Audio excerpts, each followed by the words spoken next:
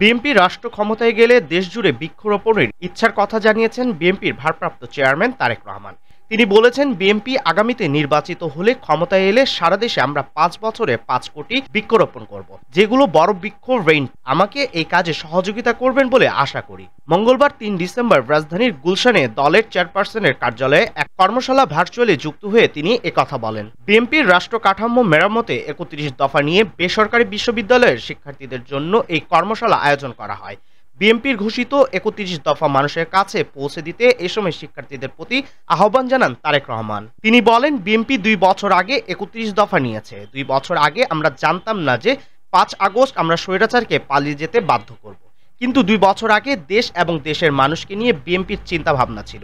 দেশ এবং দেশের মানুষের ভাগ্য কিভাবে পরিবর্তন করা যায় সেই চিন্তা ছিল। স্বৈরাচারকে বিদায় করব যখন আমরা জানতাম না, তখনই এই ৩১ দফা দিয়েছি। তারও আগে দেশনেত্রী বেগম খালেদা জিয়া ভীষণ ২০৩০ দিয়েছিলেন।